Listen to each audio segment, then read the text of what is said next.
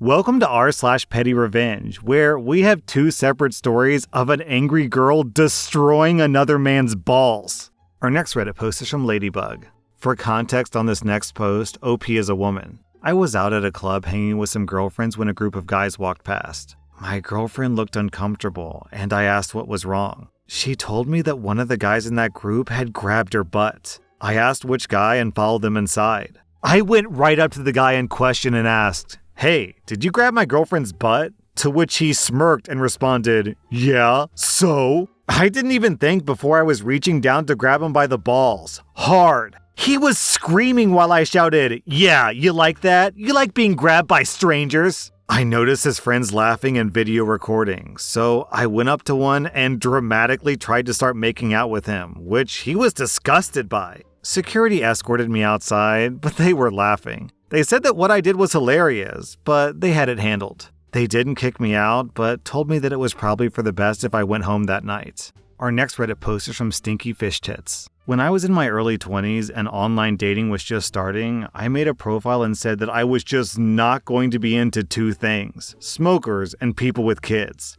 Just those two things. You could be anything else, and if the chemistry is there, then we're all good. I meet this guy early in the morning for a breakfast date, and we're hitting it off an average amount. No sparks, but no red flags. The date goes on for 2.5 hours until we split the bill, and he tells me that he has a kid.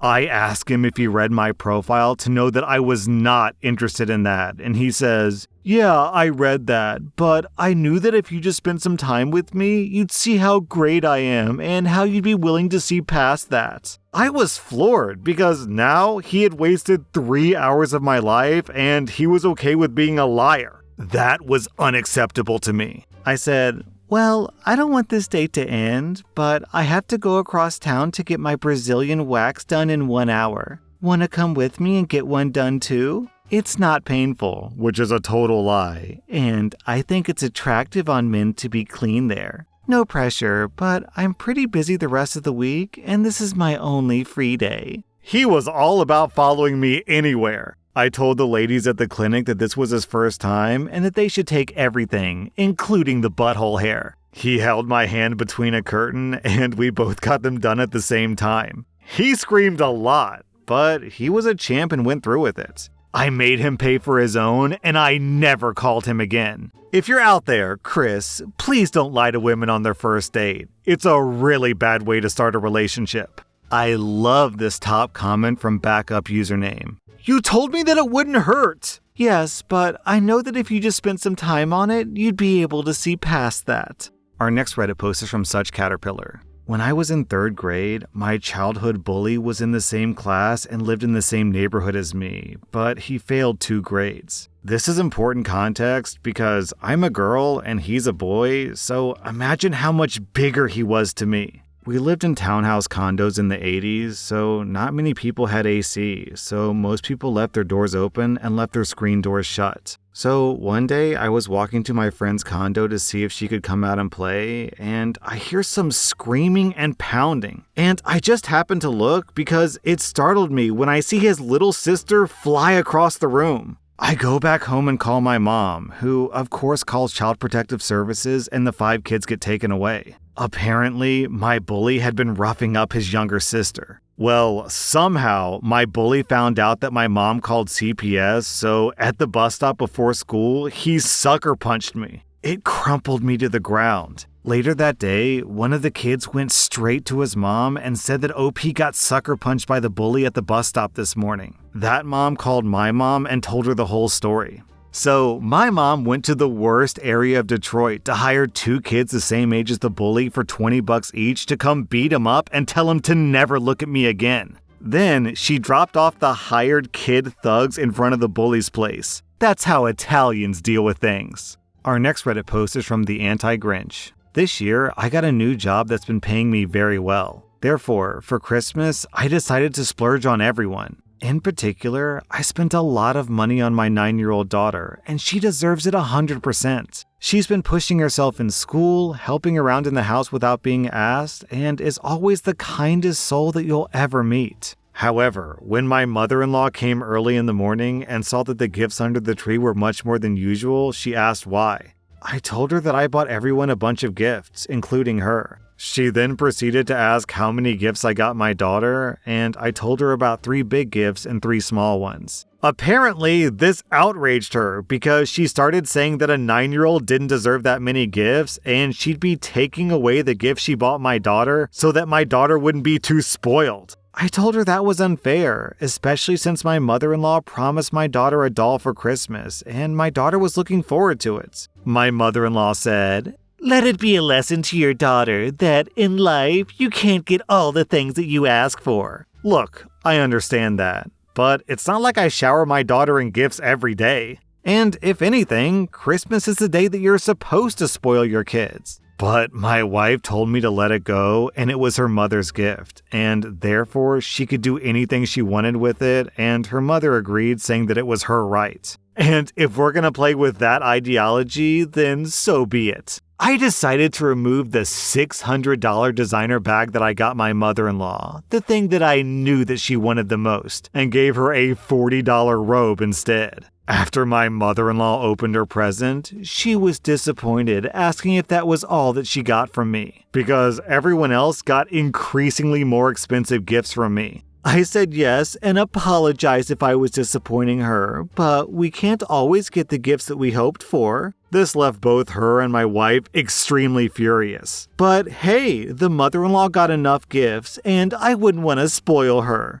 You know, what's even worse than the grandma being a bad grandma to her grandkid is your wife not having your back in both situations. Not only does your wife not have your back, but she also doesn't have her daughter's back. Sounds like the wife in this story takes after her mother. Our next Reddit post is from OK Opening. Okay, so my dad is technically homeless. My dad was only actively in my life between the ages of 0 to 7, and in that time, he gave me a ton of trauma. He was a hardcore alcoholic manipulator and a lot of other things that I can't say. My mom, being the badass that she is, left him, but I still had to do weekends at his place. It was a never-ending cycle of him drinking and being a piece of garbage and then buying us over with animals and gifts. After getting several DUIs, unpaid child support, and a few child endangerment cases, he up and left to avoid going to jail. Like, disappeared. He just left the animals locked in the house that he abandoned and shut off his phone. Every few months or so, he would randomly show up at my school drunk and crying with gifts in hand or leave notes on our door. My school literally had to implement a safety plan because my mom was scared that he would take me. Eventually, he stopped doing that, and I didn't hear from him for about 13 years. When I was 20, he messaged me on Facebook saying that he would love to get to know me and asking if there was anything I needed financially. My initial response was to be sick to my stomach and cry, but that quickly turned to anger. I was broke and could really use some money, and I mean, technically he owed me, right? I told him that I would meet and that I needed money for rent. When I saw him, my stomach turned. He looked like the crazy guy you see on the side of the road begging for money. He really didn't make much sense, just talked a lot of trash about my mom, saying that she was a liar and turned us against him and mumbling nonsense. Apparently his brother, which is my uncle who I never had a relationship with, would no longer give him money, but he would wire transfer him money for me. He told his brother that I needed $1,500 and he told me that he would take $500 and give me $1,000. My dad's cheap burner phone ran out of minutes, so one of the calls to his brother was made from my phone. Of course, my dad didn't have an ID or anything, so I had to go with him to pick up the money. When someone wires you money, they get a code, then give you the code, and voila, you get the money. My dad wouldn't give me the code until we were physically at the place to pick it up, which we planned to do the following morning. The next morning, since I now had my uncle's number, I decided to text my uncle and ask him directly for the code. I got the code, picked up the money, and blocked my piece of garbage father. He made sure to leave me some deranged voicemails about how big of a piece of garbage I am. He pretty much used me to get money from his brother. If he really wanted to be in my life, he would have taken the proper steps to do so and change, but he never did. I'm not denying that what I did was awful, but also F my dad. Good for standing up for yourself, OP. But also, I can pretty much guarantee that once you actually got the money in hand, there is no way that he was going to be okay with just $500. I'm sure he already had some scheme or lie cooked up to finagle you out of the remaining $1,000. Also, OP, why not reach out to your uncle? It sounds like he kinda cares about you, so even though you've lost a father, maybe you could pick up an uncle. Our next Reddit post is from Iconic Rez. My upstairs neighbor has been having an affair with a married man for about 4 months now. Normally, I wouldn't care, but since this is an affair, he comes over at odd hours of the night and they passionately hug very loudly. Their noises wake me up and prevent me from sleeping. How do I know that it's an affair? Because he's never spent the night and his car has baby car seats in there. So, for backstory, I've had issues with my upstairs neighbor prior to this. She would throw parties on Monday nights, she gets home at 2 a.m. from work, pacing her condo and having loud phone conversations. She's 40 years old, throwing parties with 20-year-olds and having affairs and living like a teenager. I tried to talk to her like a normal person about my concerns, but she doesn't care, and I've had to get the association involved to stop the parties. I hate her. So I decided to learn some more about this mystery man. I looked up his license plate, found an address, searched the address, and found a name. I took the name and did some social media stalking and found the man and his wife's profiles. I made a throwaway account and messaged the wife about the affair. I haven't seen the guy for a few weeks, and I'm sleeping really nicely. OP, cool revenge and all, but you're super lucky that your plan didn't backfire, because what if the guy just moved in with his mistress full time, and then you'd never sleep? Our next Reddit post is from Music Catnip. My parents rent a house on a 1/4 acre of land. Nearby land with rows of grapes aren't being rented to my parents, but the landlord lets us pick the grapes and juice them every year. The only access to the grapes is through the land that my parents rent. Before my parents moved in, this old lady, Maureen, used to pick the grapes with her family and juice them. As a side note, Maureen has her own grapes, but she likes to use our landlord's grapes too because the previous tenants didn't. Every effing year, it's a battle to make Maureen wait for her turn so that we could pick our share. The landlord has been clear that we get first dibs on the grapes because we're his actual tenants. We always leave her at least 1 row out of 4. Every year, she tries to be a sneaky little B-word and get the grapes, but this year was the worst. My mom told Maureen that she was going to pick the grapes this weekend. Well, the weekend came and went without being able to pick the grapes. My mom's helper crew got sick. My dad was recovering from major surgery, and my mom couldn't find the time or the energy. The crotchety old Maureen calls my mom to tell her that she's coming tomorrow to pick all the grapes that we didn't. My mom asked her to please wait a few more days because her husband, my dad, has cancer and her helpers were sick. Maureen's response? That's too bad. You had your chance. My family is coming tomorrow and we're picking those grapes. Of course, my poor mom loses it at this point and begins screaming, "Shame on you, Maureen. You call yourself a Christian." Maureen continues telling her that she had her chance. So my mom came in and told me this story. I said, absolutely effing not. We're staying up as late as we need to pick every single grape off the vines. Every single one. Me and my mom each called as many of our friends as we could. The troops are being gathered. We now have about 10 people to help us pick the grapes. We'll pick every single grape so that when stupid Maureen and her stupid family show up, there won't be one single little fruit left on the vine. We're pulling an all-nighter for those grapes. Also, I was wondering why Maureen is so obsessed with the grapes, and OP had some context. Apparently, Maureen is 92 and she believes that she'll live forever because of her homemade grape juice. So that's the reason that she's going crazy about this whole thing.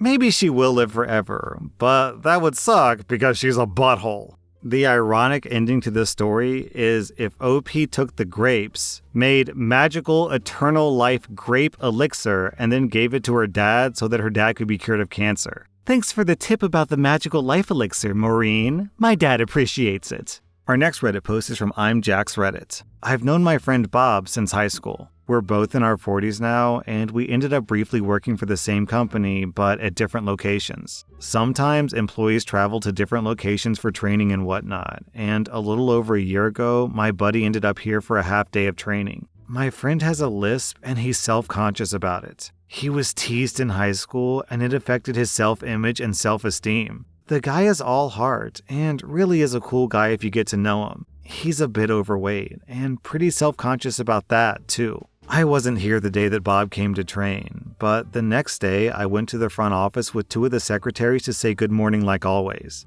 We had good rapport. And they were talking with a fake lisp and absolutely cracking up like it was the funniest thing in the world. I knew that my friend had come by, but I asked them anyway what the lisp was about. These 2 buttholes didn't know that Bob was one of my oldest friends. They could barely keep a straight face about how the guy from the other place sounded like a loser who would probably never find a woman. He looked greasy. He was fat. Can you imagine what he would sound like in bed? Lisping and sweating?